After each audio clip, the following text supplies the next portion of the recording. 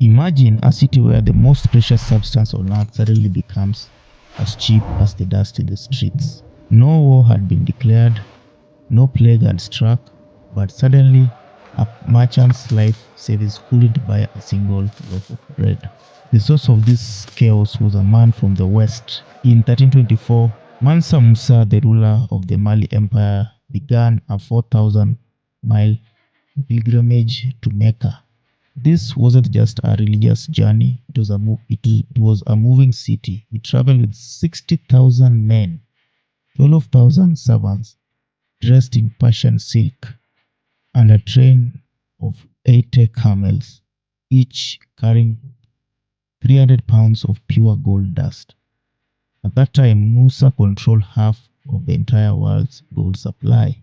Musa's generosity was legendary, but it was also a mechanical force. As he passed through Cairo, he gifted gold with such frequency that he fundamentally altered the laws of supply and demand. He built a mosque every Friday.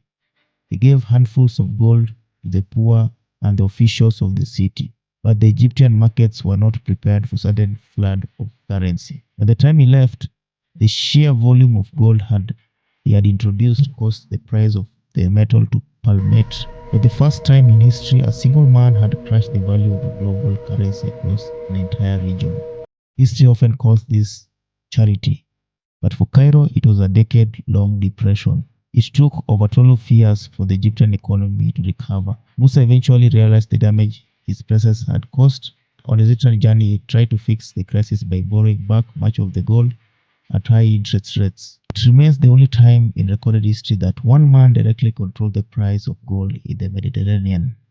His gift had become a burden that the world's market couldn't carry. Mansa Musa journey put Mali on the map.